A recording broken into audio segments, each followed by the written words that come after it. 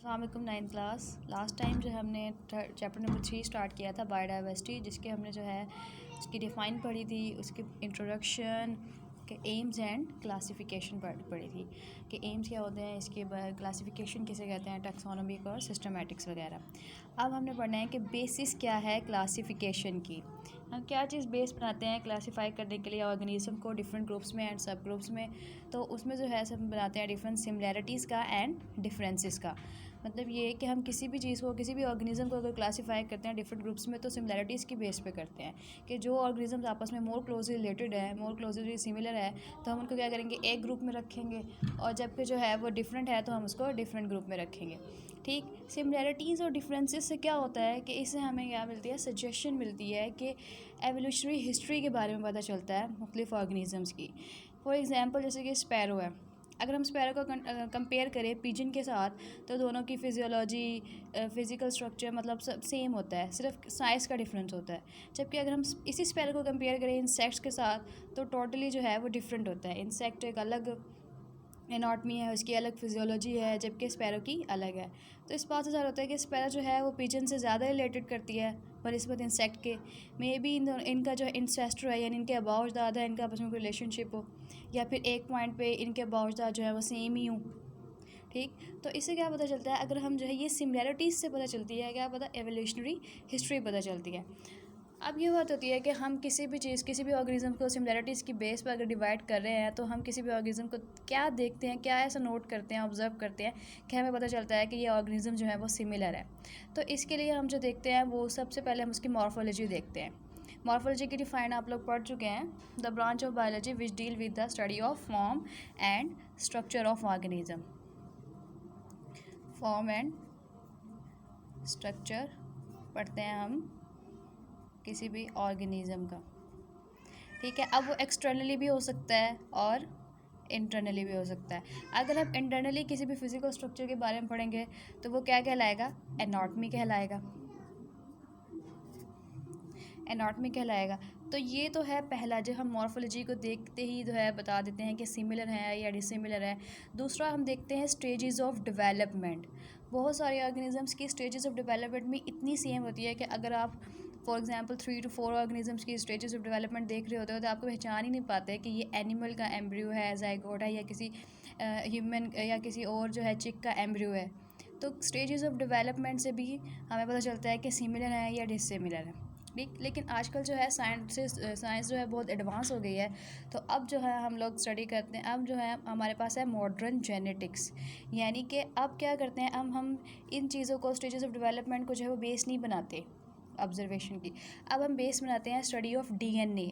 हम उसके जेनेटिक्स की स्टडी करते हैं, जेनेटिक मटेरियल, उनके जीन्स की, उनके क्रोमोसोम्स की। इट मींस जिनका डीएनए जो है वो सिमिलर होगा, उनकी सिमिलैरिटीज़ भी होंगी, उनकी फिजिकली भी सिमिलैरिटीज़ होंगी, फंक्शन वाइज भी सिमिलर होंगे। जिनका डीएनए जो है वो डिफरेंट होगा, तो वो डिफरेंट ग्रुप में रखे जाएंगे। तो ये तो थी बेसिस ऑफ क्लासिफिकेशन। पहले हमने पढ़ा कि सिमिलैरिटीज़ और डिफरेंसेस बेसिस होते हैं। फिर हमें क्या पता चलता है, सिमिलैरिटीज़ और डिफरेंसेस से उनकी एवोल्यूशनरी हिस्ट्री पता चलती है। फिर मैं आपको एग्जांपल दी थी कि स्पैरो जो है मोस्ट क्लोजली रिलेटेड है पिजन से बनिस्बत इंसेक्ट के, जिसकी वजह से क्या होता है कि मे बी स्पैरो और पिजन्स के एंसेस्टर जो हैं वो एक पॉइंट पे सेम हो। फिर उसके बाद हम क्या चीज़ ऑब्जर्व करते हैं कि हमें पता चलता है कि ये ऑर्गेनिजम्स जो हैं वो सिमिलर हैं। फर्स्ट नंबर पे मॉर्फोलॉजी, सेकंड नंबर पे स्टेजेस ऑफ डेवलपमेंट। और आजकल के न्यू दौर में, मॉडर्न जेनेटिक्स के दौर में, हम क्या स्टडी करते हैं, उनका डीएनए की स्टडी करते हैं, जिससे हमें पता चलता है कि ऑर्गेनिज्म सिमिलर हैं या नहीं। नेक्स्ट हमारा टॉपिक है टैक्सोनॉमिक हायरार्की। आप लोगों ने टैक्सोनॉमी की डिफ़ाइन पढ़ी थी, the branch of biology which deal with the study of classification and naming of an organism. मतलब कोई भी ऐसा सिस्टम जिसमें हम क्या करते हैं, क्लासीफाई करते हैं ऑर्गेनिजम्स को ग्रुप्स में, सब ग्रुप्स में, और हम उसके नेम करते हैं, मतलब नेम देते हैं, किसी भी कोई भी साइंटिफिक नेम देते हैं ऑर्गेनिजम्स को।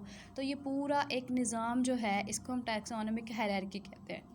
टैक्सोनॉमिक हायरार्की में सबसे पहले टैक्सा किसे बोलते हैं, taxa groups and the groups into which organisms are classified. वो ग्रुप्स जिसमें हम किसी भी ऑर्गेनिज्म को क्लासीफाई करते हैं, उन ग्रुप्स को हम क्या कहते हैं, टैक्सा कहते हैं। और सिंपली एक सिंगल को हम क्या बोलेंगे, सिंगल को हम इसमें टैक्सॉन बोलते हैं। अब यही टैक्सा जो है वो ग्रुप्स जिनमें हम किसी ऑर्गेनिज्म को क्लासीफाई किया होता है वो एक लैडर लाइक स्ट्रक्चर बनाते हैं, लैडर बनाते हैं जिसको हम बोलते हैं टैक्सोनॉमिक हायरार्की।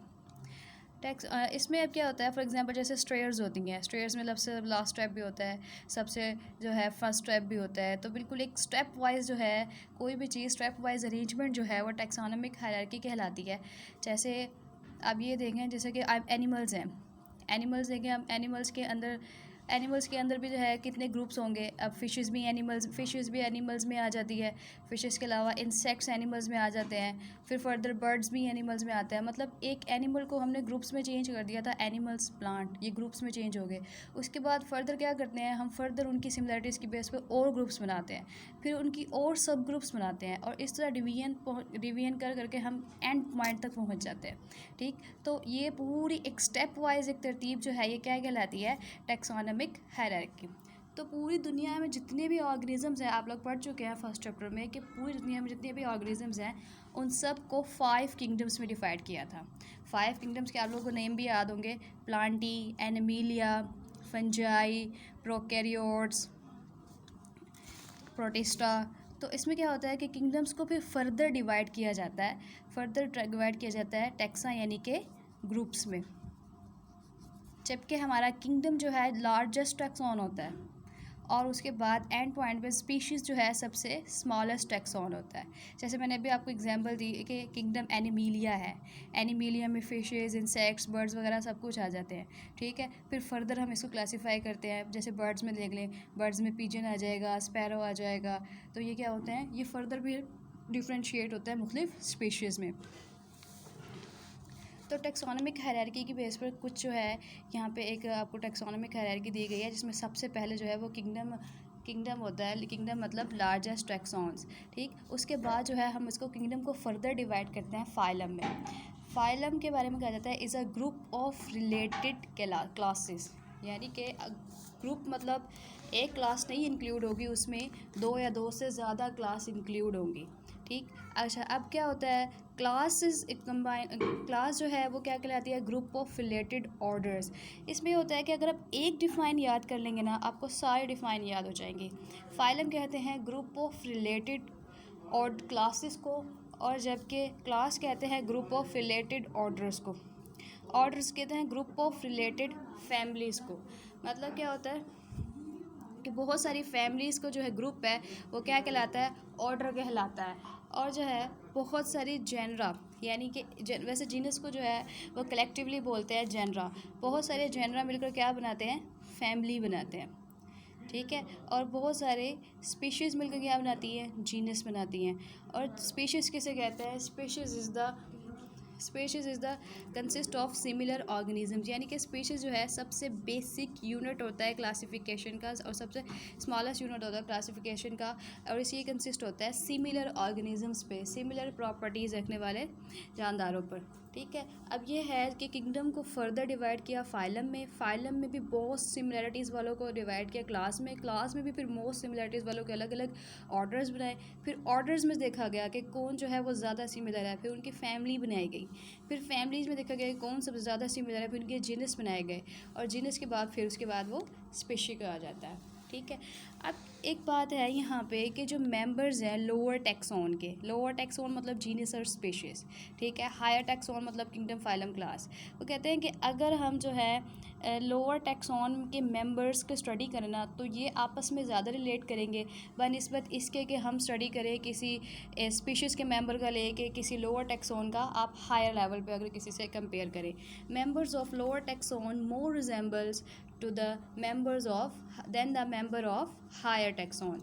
मतलब ये देखें कि अगर आप बर्ड्स में स्पैरो को है पिजन से कंपेयर करेंगे तो वे मोर रिजेंबल करेगा, लेकिन अगर क्योंकि जीनस स्पीशी तकरीबन सेम ही होगा, लेकिन अगर आप क्या करेंगे, अगर स्पैरो को का कंपेयर करेंगे एनिमल्स के साथ, किंगडम एनिमीलिया था ना, हायर लेवल में एनिमीलिया का, तो एनिमल्स मतलब फ़िश भी आ सकती हैं, इंसेक्ट्स भी आ सकते हैं, रेप्टाइल्स भी आ सकते हैं, तो इनसे तो जो है ये बिलोंग नहीं करेगा।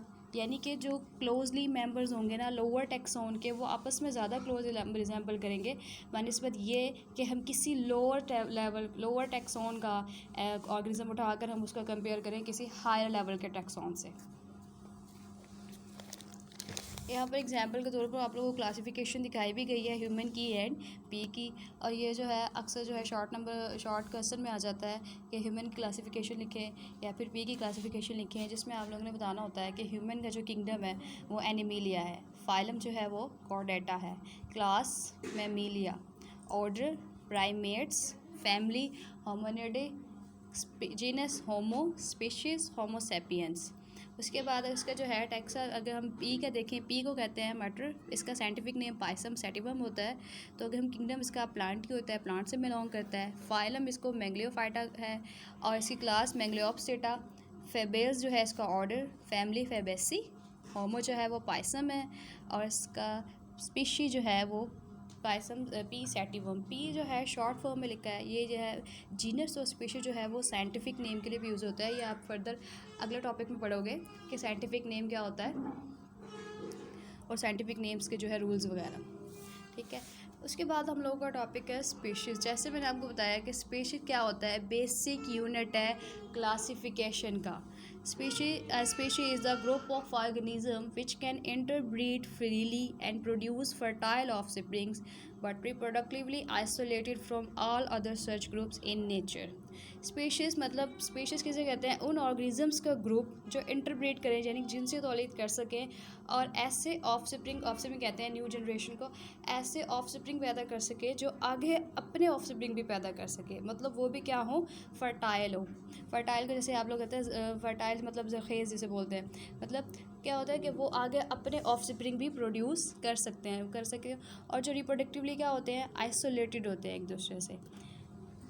अब क्या होता है स्पीशीज़ जो है, अब ये स्पीशीज़ की ना मुख्तलिफ स्पीशीज़ में जितने भी ऑर्गेनिज्म होते हैं ना, उनकी सबकी अपनी एक डिस्टिंक्ट करेक्टरिस्टिक्स होती है हर स्पीशीज़ की। स्ट्रक्चरली भी स्पीशीज़ जो है वो एक दूसरे से डिस्टिंक्ट होती हैं, इकोलॉजिकली भी डिस्टिंक्ट होती हैं और बिहेवियरली भी क्या होती हैं, एक दूसरे से डिस्टिंक्ट होती हैं। मतलब ये स्पैरो की स्पीशीज़, ह्यूमन की स्पीशीज़, एनिमल्स की स्पीशीज़, सब की स्पीशीज़ की अपनी अपनी इकोलॉजिकल, बिहेवियर, स्ट्रक्चरल करैक्टरिस्टिक्स होती हैं। स्ट्रक्चर मतलब मॉर्फोलॉजी, इकोलॉजिकल मतलब हैबिटेट वगैरह, बिहेवियर मतलब उनके बिहेवियरली जो उनके अडॉप्टेशंस होती हैं वो सारी। अच्छा अब क्या होता है, ये जो ब्रीडिंग हम इंटर ब्रीडिंग जो करते हैं, जिनसे नॉलेज जो करते हैं, ये दो तरह की होती है। एक नेचुरली होती है कुदरती तौर पर, यानी अपने ही एक ही स्पीशीज़ जो है वो स्पीशीज़ जो है अपने ही ग्रुप के ऑर्गेनिजम्स के साथ जो है वो इंटरब्रीड करते हैं नेचुरली तौर पर, जिनसे आगे जो उनके ऑफस्प्रिंग प्रोड्यूस होते हैं वो फर्टाइल होते हैं, मतलब ये कि वो भी आगे रिप्रोड्यूस कर सकते हैं। लेकिन जब हम जो है आर्टिफिशियली इंटरब्रीड करवाते हैं, आर्टिफिशियली जो है वो नेचर के ख़िलाफ़ जो है हम इंटरब्रीड करवाते हैं। फॉर एग्जांपल जैसे हमने मेल डंकी का इंटरब्रीड करवाया फ़ीमेल हॉर्स के साथ, जो कि बिल्कुल अलग अलग स्पीशीज़ हैं। मेल डंकी जो है वो एक अलग स्पीशीज़ है, हॉर्स एक अलग स्पीशी है। तो हम डिफरेंट स्पीशीज़ का जो है आर्टिफिशियली अगर इंटरब्रीड करवाएं तो उनसे जो है वो प्रोड्यूस होता है म्यूल, जिसे खच्चर बोलते हैं। और वो क्या होता है, वो रिप्रोडक्टिवली इनफर्टाइल होता है। मतलब ये कि वो आगे उसके ऑफस्प्रिंग पैदा नहीं हो सकते। तो ये जो है इसका अक्सर ये क्वेश्चन आ जाता है, हाउ म्यूल इज़ प्रोड्यूस।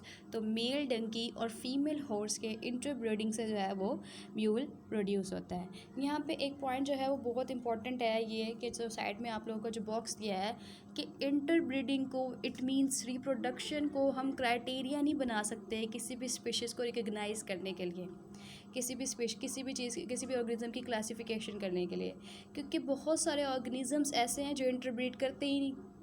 जैसे कि बैक्टीरिया, यूनिसेलुलर ऑर्गेनिजम्स, वो इंटरब्रीड नहीं करते, फिर नहीं होती मेल एंड फीमेल गैमेट्स की। वहाँ पे तो बाइनरी फिशंस वगैरह एसेक्सुअली रिप्रोड्यूस करते हैं बाइनरी फिशन के ज़रिए, मतलब उनकी मतलब बहुत सारे प्रोसेस होते हैं। ये आप लोग 10th क्लास में पढ़ोगे एसेक्सुअल रिप्रोडक्शंस के वो जो है कुछ जो है इंटरब्रीड ही नहीं करते, एसेक्सुअली रिप्रोड्यूस करते हैं। तो इट मीन्स हम इंटरब्रीडिंग को या रिप्रोडक्शन को क्राइटेरिया नहीं भी बना सकते किसी भी क्लासिफिकेशन को, किसी भी चीज़ की क्लासिफिकेशन करने के लिए, ऑर्गेनिज्म की क्लासिफिकेशन करने के लिए। ये था आज का हमारा टॉपिक, जिसमें हमने बेसिस पढ़ी, सिमिलैरिटीज़, डिफरेंसेस, कि कैसे जो है क्या बेस बनाई जाती है किसी भी ऑर्गेनिज्म की क्लासिफिकेशन करने की। एवोल्यूशनरी हिस्ट्री के बारे में पढ़ा हमने, क्या क्या चीज़ें जो है हम ऑब्जर्व करते हैं जिससे हमें पता चलता है कि दो ऑर्गेनिज्म सिमिलर हैं या नहीं। मॉडर्न जेनेटिक्स के बारे में क्या है। उसके बाद टैक्सोनॉमिक हायरार्की, टैक्सा किसे बोलते हैं, ठीक है। उसके बाद टैक्सोनॉमिक हायरार्की क्या है। और कैसे किंगडम, फाइलम, क्लास, ऑर्डर जो है ये तरतीब किए गए हैं। यहाँ पर अक्सर एक क्वेश्चन आता है इसमें से कि a group of families comprise to form, MCQs आता है ये, sorry, group of families comprise to form dash, मतलब फैमिलीज़ जो है मिलकर क्या बनाती हैं। तो ये जो है आप लोगों को ये एक अगर आप लोग डिफ़ाइन याद करोगे तो आप लोग को सारी डिफ़ाइन याद हो जाएगी। अक्सर जो है इसमें स्टूडेंट जो है मिक्स कर देते हैं, मतलब ये कि जेनरा जो है, जेनरा मिलकर जो है ऑर्डर बना देते हैं इस तरह से, जबकि जो है जेनरा मिलकर क्या बनाते हैं, फैमिली बना देते हैं। तो इस तरह जो है ये आप लोगों को पता होना चाहिए कि क्लास है तो इट मीन्स वो ग्रुप ऑफ रिलेटेड ऑर्डर्स ही है, और अगर ऑर्डर है तो ग्रुप ऑफ रिलेटेड फैमिलीज़ आपस में जो रिलेट करती हैं फैमिलीज़, उन फैमिलीज़ का ग्रुप जो है वो ऑर्डर कहलाता है। ये मिक्स नहीं करना। उसके बाद ये कि मेंबर्स जो है वो लोअर टैक्सोन के वो ज़्यादा रिलेट करते हैं एक दूसरे से बनस्बत ये कि हम किसी भी लोअर टैक्सोन के मेंबर को उठाकर कंपेयर करें किसी भी हायर जो है टैक्सोन के मेंबर्स के साथ। ठीक, फिर उसके बाद हमने पढ़ा कि classification of human be and species is the basic unit of classification. ये डिफ़ाइन भी आ जाती है, तो आप लोगों को ये पूरी डिफ़ाइन आनी चाहिए। उसके बाद जो है हर स्पीशीज़ की जो है अपनी अपनी करैक्टरिस्टिक्स होती हैं, और उसके बाद जो है म्यूल की एग्जांपल कि हाउ म्यूल इज़ प्रोड्यूस, और साइड में जो बॉक्स है कि इंटरब्रीडिंग को हम यूज़ नहीं कर सकते किसी भी ऑर्गेनिज्म की क्लासिफिकेशन के लिए, क्योंकि बहुत सारे ऑर्गेनिजम्स कैसे प्रोड्यूस होते हैं, वो एसेक्सुअली प्रोड्यूस होते हैं। तो इसके लिए क्या होता है, हम ये क्राइटेरिया नहीं यूज़ कर सकते क्लासिफिकेशन के लिए, क्योंकि फिर हम उनको कहाँ रखेंगे जो एसेक्सुअली रिप्रोड्यूस करते हैं, जो इंटरब्रीडिंग करते ही नहीं, जैसे यूनिसेलुलर ऑर्गेनिज्म, बैक्टीरिया वगैरह।